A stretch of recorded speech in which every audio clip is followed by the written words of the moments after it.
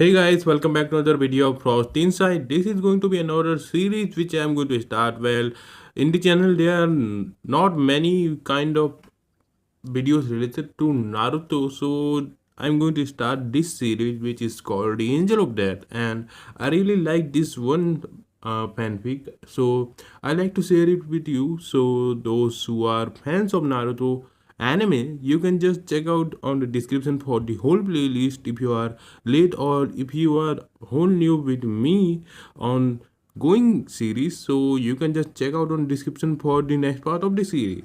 Well, without delaying any more time, let's begin today's episode. So, let's begin. When one life ends, another begins. It was a beautiful day in Konohagakure. The sun was shining, the birds were singing, and all just felt right in the world to one Naruto Uzumaki. With a smile that shined brighter than the sun, the newly graduated genin practically skipped out the academy doors with three thoughts running through his mind. 1. He was awesome. 2. He needed Ichiraku ramen, the food of the gods, and may all who say otherwise burn like the heretics that they are. And 3. Now that they were on the same team, maybe Sakura Haruno, the smartest kunoichi in his class who also happened to be his crush, would finally agree to go on a date with him. Naruto had been trying for years to gain the girl's affections, but every time, the pinkett would rebuff him. However, today would be different. Today would be the day. He was feeling on top of the world and nothing could bring his spirits down. So, with that in mind, "Hey Sakura-chan, now that we're on the same team, would you go out with me?" The boy casually asked his crush as he followed her outside. Surely, she would have time, right? After all, their now former academy instructor Iruka Umino had just informed them that they had a couple months before their teams began active duty. Apparently, there had been a recent attack on the daimyo and as a result the man had requested for some of Konoha's top shinobi to help protect him and eliminate the threat. This, unfortunately, meant that most of the new team's jonin captains, instructors wouldn't be around until they could ensure the daimyo's safety. However, on the plus side, this also meant that he had 2 entire months to kill besides training and stuff. And what better way to fill that time than going out on a date? And besides, even if she refused, they could still just try and get better acquainted. After all, they were on the same team now. Unfortunately, Sakura wasn't thinking along the same lines as Naruto. In fact, aside from getting on the same team as Sasuke Uchiha, proving that true love does conquer all, SHANNARO. The girl had had a horrible day. It had started when she overslept and thus did not have the time to apply her makeup so that she could look good for Sasuke. Then, she realized that unless she skipped breakfast and left right away, she would be late for the team announcements and also lose her chance to sit next to the Uchiha, something her rival, Ino, would no doubt take advantage of being the vicious bitch that she was. And Sakura refused to let the Yamanaka get the best of her in anything. Unfortunately, once she got to class, it was as if the gods themselves were trying to make her life miserable as she witnessed the most horrible of incidents. It had been so horrible, so terrible, so unforgivingly wretched that her heart had shattered and somewhere deep in her soul, something shriveled up and died or puke. She wasn't sure which. What happened, you ask? Well, she witnessed Sasuke's first kiss stolen by Naruto. By Naruto, that kiss was supposed to be hers, damn it. That action had immediately put her on end with Naruto, so when he, in his oh so ignorant and stupid mind, pranced up to her and asked her out again, well, needless to say, she snapped. Would you just shut up, you stupid, annoying, useless shinobi wannabe? You've asked me 8,000 times already and I've rejected you every single fucking time. Why don't you just get it into your thick head that I don't want to go out with you and no girl in their right mind would ever even consider going out with someone as ugly and pathetically weak as you? Sakura huffed in exasperation and left to track down read, stock cough, her other teammate. While she did feel better after venting her frustration, a part of her couldn't help but think on whether she had been too harsh. She eventually shrugged off the concern for her blonde teammate and focused on catching up to Sasuke, confident that Naruto would bounce back. He did that every single time she rejected him, so why would this be any different? Scene break. It hurts. This feeling, it hurts so much. Why? Why did she say those things? Did she really mean them? Naruto felt his heart shatter. His elation from today's events disappeared while what little pride he genuinely possessed was utterly crushed. He had never felt so low nor could he stop the negative thoughts that now ran rampant in his head, questioning his self-worth and Sakura's claims. Was he really that bad a shinobi? Was he truly that despicable and ugly that no girl would ever go out with him? That one truly hurt Sakura had never been so harsh out of all the times he had asked her out. Aggressive, frustrating, and even a little mean, yes, but never so cruel as to say that no girl in their right mind would go out with him. But then, what girl would willing go out with the QB vessel? It was something Naruto had never thought of before, but now, he realized just how dangerous it would be for a girl to show interest in him, especially with how negative and, occasionally, violent the villagers could be. Closing his eyes, Naruto bowed his head and valiantly fought the tears that threatened to fall. He had not cried for years from the hate of the villagers and he would not cry now. He was stronger than that despite the hurt he felt and despite the depressing thoughts that refused to leave his mind. Naruto. Startled, the blonde boy looked up to see his favorite teacher walking up to him, a concerned look on his face. Are you alright, Naruto? Putting on his best fake smile, which failed miserably if the frown on Iruka's face was any indication, he said, of course I am, Iruka-sensei. Who do you think I am? I'm going to be Hokage someday, after all. The scarred Chunin wasn't convinced. Naruto, I saw and heard everything. Naruto stiffened. His mask crumbled, revealing his desolate expression to one of the few people who really cared about him. Nay, Iruka-sensei, is she right? Am I really that terrible a shinobi? Do you think I'm ugly? Haruka's heart cried out upon hearing the misery in his favorite student's voice. He immediately crouched down so that they were eye to eye and spoke in a soothing tone.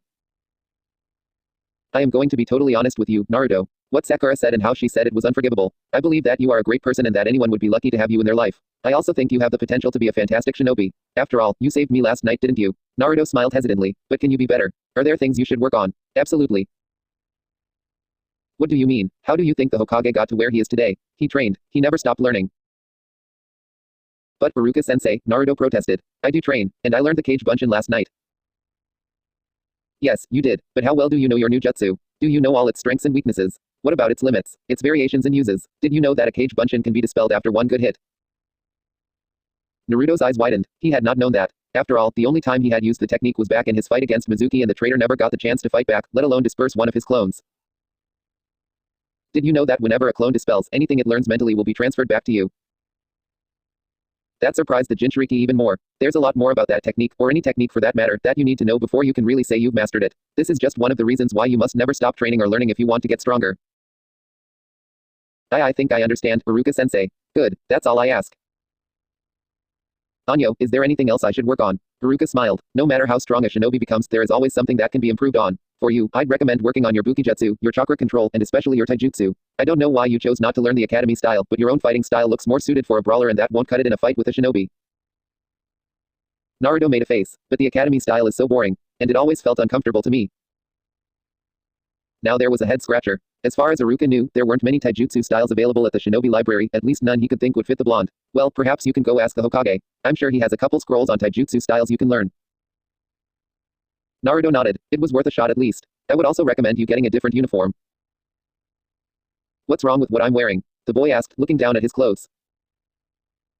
A professional should have a uniform that's more practical and not orange. But orange is awesome. Dear Kami, he actually looked offended. Orange isn't practical for a shinobi, at least not for one in High no Kuni. You would easily be spotted in the forests here, and shinobi are supposed to be able to remain unseen. Maybe in Tsuchi no Kuni, it could work, but certainly not here. A dark cloud formed over Naruto's bowed head at the dis toward the awesomeness that is orange, much to Haruka's amusement. Just think about it, Naruto. And think about all the shinobi you've seen in Konoha, the ones you thought were strong, and ask yourself what are they doing that you aren't right now?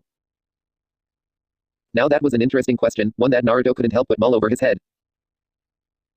Seeing this and feeling satisfied that he had not only helped someone he thought of as a little brother deal with an extremely harsh rejection, but that he had also helped set Naruto on a path that would only make him stronger, the academy instructor stood with a smile. Now, I have to go, but promise me you won't let what Sakura said bother you anymore, okay? The Jinchuriki frowned but nodded nonetheless as he waved goodbye to the scarred Chunin. Sighing, he turned on the spot and began walking toward the Hokage monument. It was his favorite spot to relax and reflect on his life. One thing was for sure, he had a lot to think about. Scene break. It's strange, Naruto thought, sitting atop the Yondaime Hokage's head as he looked over the village that hated him. Even after everything this village has done to me, I still want to protect it. He didn't really understand why he felt this way. On some level, Naruto believed that he could actually feel the pain and suffering the villagers felt whenever catastrophe struck, like the night of the Uchiha massacre or the attempted Hyuga kidnapping. And especially on the days of his birthday, the anniversary of the Kyuubi attack, on those days, nights, when the emotions of the villagers ran high with tears and sorrow, the desire to protect them from harm, from the forces that would inflict such sorrow and misery upon them, shined brightest in him. He also wanted their recognition and acknowledgement. He did not want to be scorned anymore. He wanted to be seen as a valued member of Konoha, not as hated vermin. Perhaps that was why he had initially pursued Sakura with such fervor. Looking back through his memories, Naruto realized that somewhere along the line, he had reasoned with himself that if a girl as smart and pretty as Sakura could learn to like him, then he would eventually gain the villagers' respect and interest. She had also been the first person his age to be nice to him, even if that did disappear rather quickly. That, and the frustratingly stubborn part of him, simply would not accept defeat, especially against Sasuke. Now, though, he knew why the villagers hated him. They saw him as the Kyuubi no Yoko. Because of that, Naruto knew it wasn't about getting the village's recognition anymore. What he wanted now was to no longer be viewed as a monster. He wanted the village to see him as Naruto Uzumaki. If I want the village to see me as more than just the demon sealed inside me, I need to change. I need to change how they see me. And he sighed. I should probably stop chasing after Sakura. With everything that had happened today, turning over a new leaf with the ending of his crush to Sakura seemed like a good start. After all, Sakura had made it perfectly clear that it would be a waste of her time. But should he search for and pursue other girls or give up entirely? Naruto shook his head slightly at the thought. Now that he thought about it, he had never really even thought about the kind of girls he liked. He wanted girls that were smart, pretty, but most importantly, mature enough that they would look past the sealed Kyuubi and see him for who he truly was. In short, he wanted someone who acknowledged and appreciated him. Unfortunately, very few people fit into that category, and none of them, save 3 or so, were women. He knew that some of the older female shinobi accepted him, but he doubted they would ever see him in a romantic light. And, let's face facts, Naruto knew he wasn't the most attractive person. Sakura had pounded that opinion, quite literally in some cases, into his head. He had heard Sakura and Ino discussing what they believed his horrible fashion sense on multiple occasions, not that he could fix that since no shop would sell anything to him. Besides, the orange outfit had gotten him attention. A lot of it. After all, it practically screamed, "Look at me." And when he was younger, getting attention meant far more to him than his grades, hence why he started playing pranks and continued wearing the orange eyesore. Playing pranks had also hampered his skills, with the exception of stealth and trap making. Naruto knew that despite defeating Mizuki, his skills were far from top-notch. His 3 failures at graduating was a testament to that. Hell, he still couldn't create a basic bunshin, and that was considered one of the most basic techniques in the shinobi world.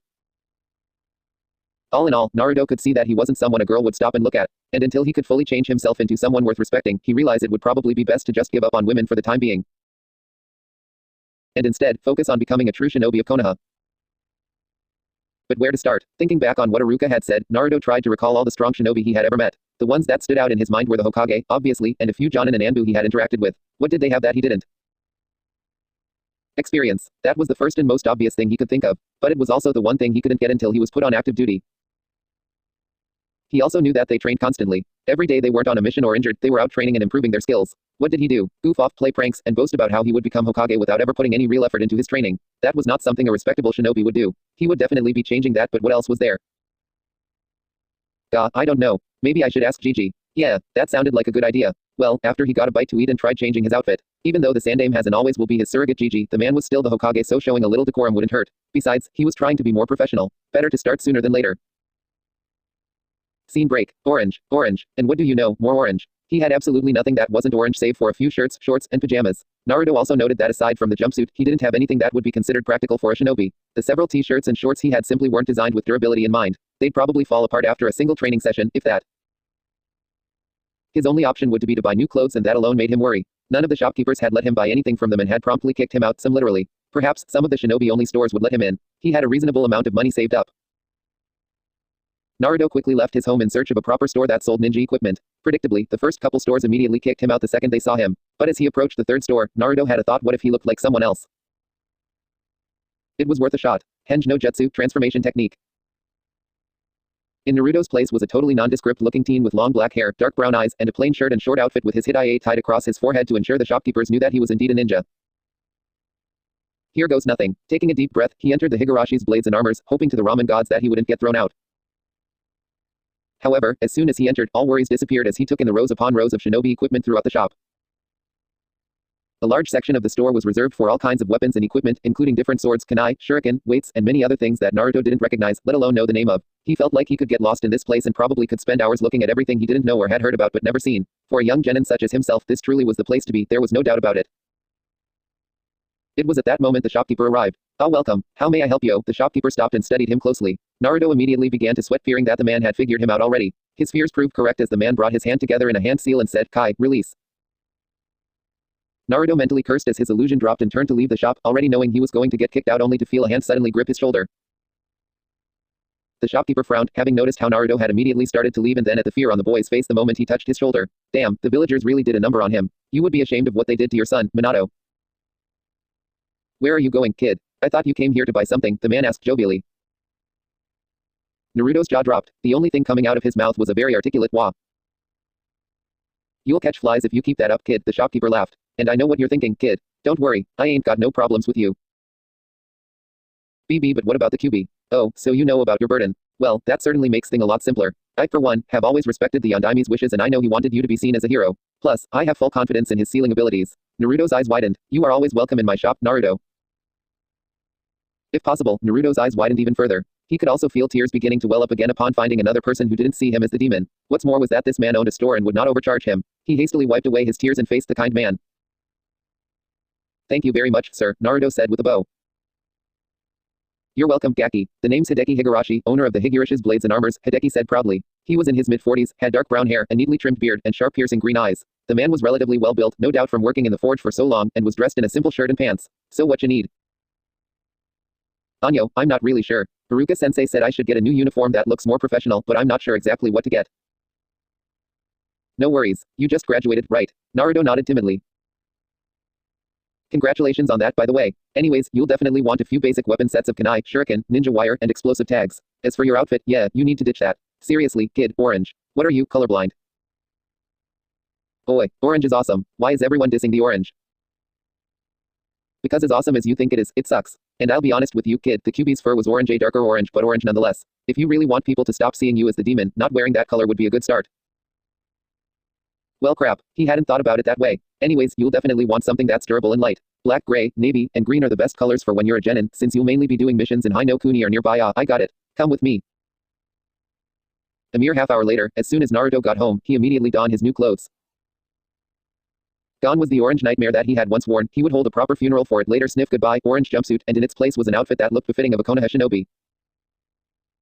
He now wore a mesh undershirt under a form-fitting tank top turtleneck of navy blue color, a pair of dark gray cargo pants that had plenty of pockets to hide weapons and scrolls, and steel-tipped boots in place of his sandals. In addition to this, he had also, at Hideki's recommendations, purchased a pair of arm warmers with steel guards attached to it as well as fingerless, steel-plated gloves. His Hidai-8 hung loosely around his neck, providing some protection to the vulnerable spot while also letting his hair hang free over his eyes. All in all, he looked badass. Naruto couldn't help but smile as he inspected himself in the mirror. He looked completely different and much more professional in his humble opinion. Hell, he even felt more like a real shinobi than he did just 5 minutes prior. Alright, time to see Gigi. Scene break. Grumble, Grumble should all just burn. Grumble, Grumble Kami-sama, save me. Grumble, Grumble Shinigami-sama, just take me now. Naruto couldn't help but sweat drop upon hearing the mumbled curses coming from the Hokage's office. He had been standing outside the closed doors for the past 5 minutes, at first thinking that Sarutobi was in a meeting until he actually caught some of the words that the man was saying and instantly knew what the elderly shinobi was talking about. Turning to the secretary, he asked, "How long has he been going on like this?" The woman sighed in exasperation. 3 hours, Naruto-kun. Is it really that bad today? It's usually pretty bad on the day of graduation, but it became a whole lot worse with the daimyo situation. Oh, shaking his head, Naruto decided he'd best get to rescuing the Sandaime Hokage from the bane of leaders everywhere, paperwork. I wonder why Gigi never used Kage Bunshin to do paperwork, he thought as he walked in with a jovial, "Yo, Gigi." The Hokage looked up and jaw dropped as he stared at Naruto. And Naruto, the one and only, what, don't recognize me with my new digs? I almost didn't, Naruto-kun. I have to admit you look quite sharp in your new outfit, Sarutobi said with a smile. He looks just like you, Minato. I just thought it was time for a change. I'm a shinobi now, after all. Gotta be more professional. Indeed, you are right, Naruto-kun. I am very pleased to see you taking your career seriously. Anyo, do you think you could help me with that? The Hokage raised an eyebrow. What do you mean?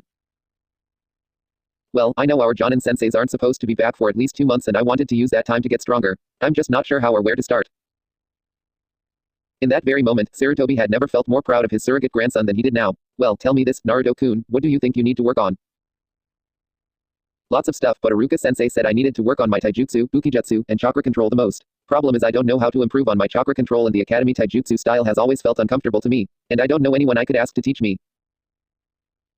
Making a mental note to give the academy instructor a bonus, Sarutobi pondered his young charge's dilemma before smiling. Getting up, he quickly exited the office and returned a moment later with several scrolls in his hands, 3 of which were easily as tall as Naruto.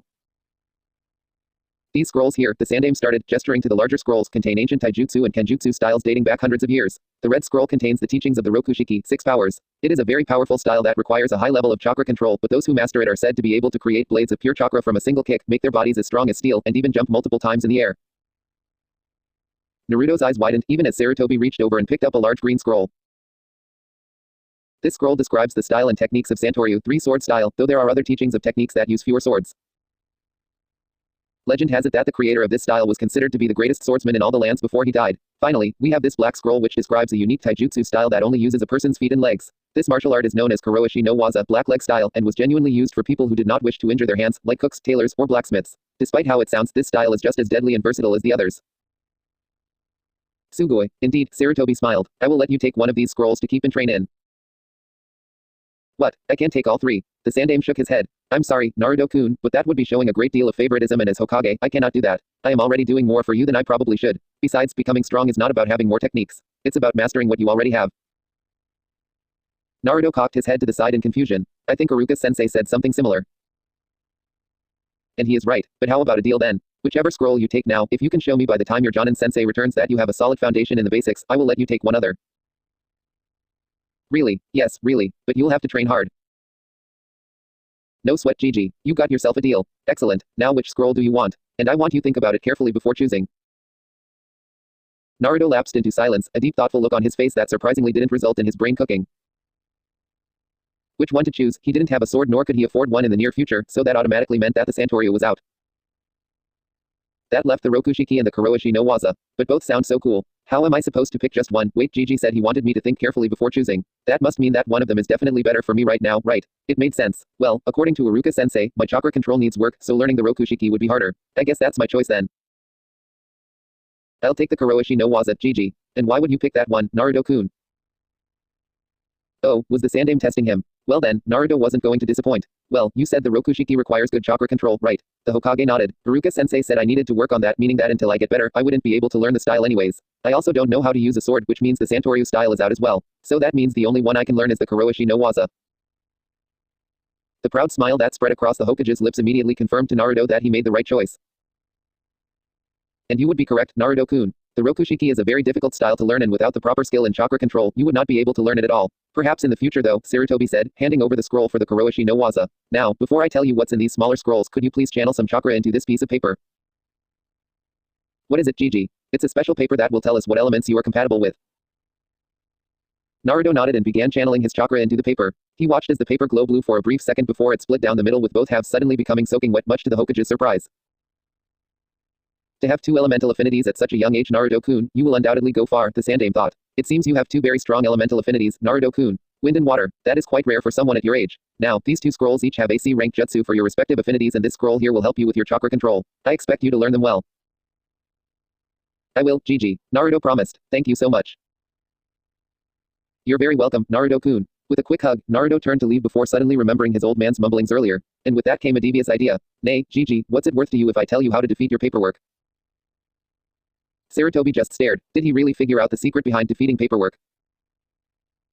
On one hand, he had a genin trying to bribe him, the Hokage. That in itself was considered a serious crime in a shinobi village, punishable with prison depending on the circumstances, but on the other hand, his surrogate grandson was offering him a way to finally defeat the evil that is paperwork. Naruto-kun, the choice was simple. Yes, because there was no choice. River of tears began falling down the elderly shinobi's cheeks as he, Hiruzen Sarutobi, the third god of shinobi and the Sandame Hokage of Konohagakure, literally fell onto his hands and knees and begged, please tell me the secret. I'll give you anything at all. How about 2 more elemental ninjutsu scrolls, the rank techniques, and I'll give you a complete set of Fuinjutsu instructional manuals and the Yondaimi's own notes on sealing. Just please, tell me the secret. Cue sweat drop. Ever thought of using Kage Bunshin?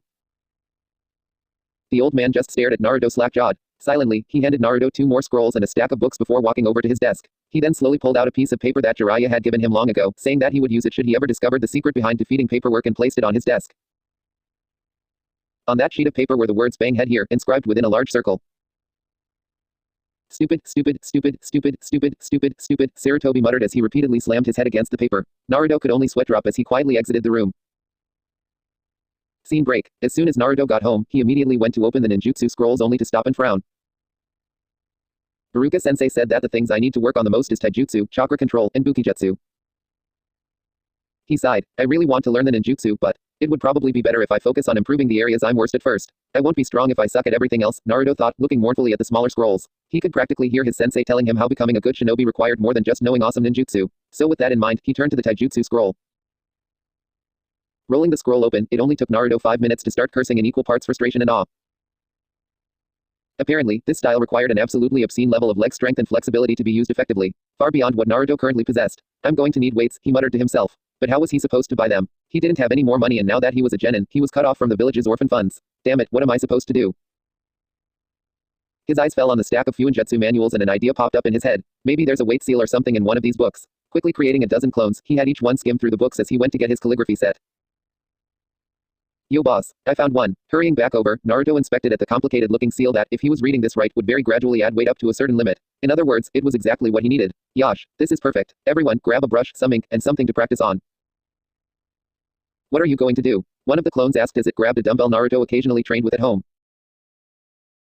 I'm going to start working on these stretches and basic exercises and then talk with Hideki-san to see if there's anything I can do to earn a little extra money.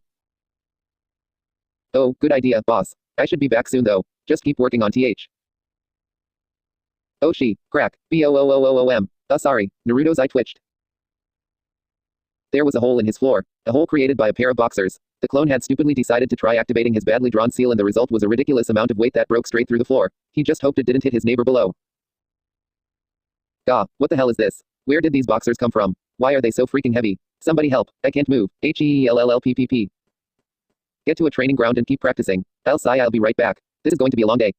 Well guys, this is it for today. If you like this video, then please subscribe the channel and share this video with your friends who like to watch fanfic videos of Naruto and any other content which related to anime or anything else which are still uploaded on my channel. So please do that and turn on the bell icon for notification of these or any other series which are still ongoing on channel. So thanks.